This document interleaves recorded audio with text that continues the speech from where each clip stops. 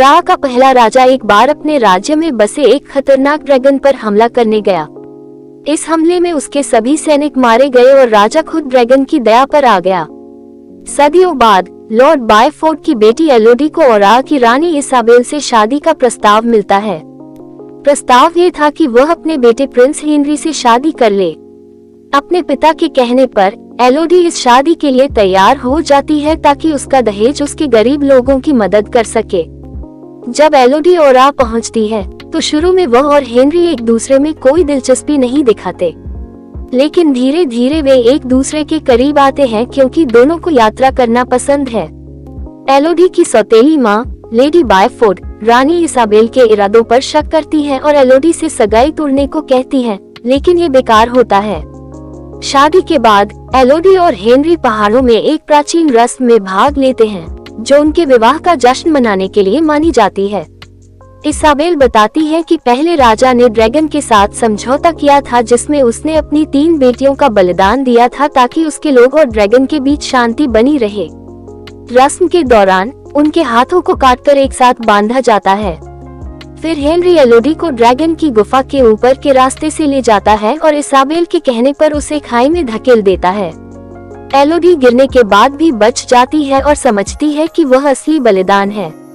वह ड्रैगन से बच निकलती है जो उसके पैर को जला देता है और उसे चमकते रेशम के कीड़ों से भरी एक गुफा मिलती है जिसे वह रोशनी के लिए इकट्ठा करती है। एलोडी एक कक्ष में पहुंचती है जहां लिखा है यहाँ सुरक्षित है, वह नहीं पहुंच सकती। साथ ही पिछले पीड़ितों के नाम और दीवार पर नक्शा भी होता है। जब एलोडी सोती है तो कीड़े उसके जले हुए पैर को ठीक कर देते हैं। एलोडी नक्शे का अनुसरण करती है और एक ऊंची खाई पर पहुंचती है जहां उसे मृत ड्रैगन के बच्चों के अवशेष मिलते हैं। तभी एक बचाव दल जिसमें उसके पिता भी शामिल थे आ पहुंचता है। ड्रैगन उन सभी को मार देता है जिसमें लॉर्ड बायफोर्ड भी शामिल होते हैं, लेकिन इस दौरान एलोडी को पहाड़ से बाहर निकलने का मौका मिल जाता है। वह बचाव दल के एक घोड़े को लेती है और एक चट्टान के नीचे छिप जाती है, जबकि ड्रैगन आसपास के इलाके को जलाकर उसे ढूंढने की कोशिश करता है। जब इसाबेल को पता चलता है कि एलोडी का बलिदान असफल रहा तो वह एलोडी की छोटी बहन फ्लोरिया को बलिदान के लिए उठा लेती है।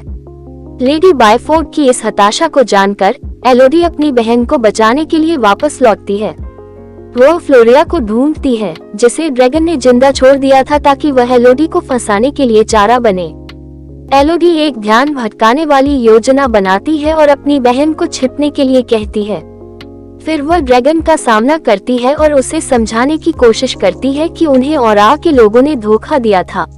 वह ड्रैगन को बताती है कि शादी के दौरान उनके कटे हुए हाथों को जोड़ने से उनकी खून की धाराएं मिल गईं, जिससे ड्रैगन को यह विश्वास हो गया कि राजकुमारियां ओरा की वंशज हैं। ड्रैगन इसे मानने से इनकार करती है और एलोडी पर हमला करती है, लेकिन एलोडी उसे धोखा देकर खुद को जलवा देती है।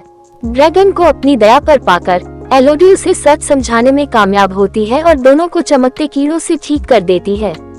एलोडी वापस महल जाती है और एक और बलिदान की शादी को रोकती है और आके शाही परिवार की धोखाधड़ी को उजागर करती है।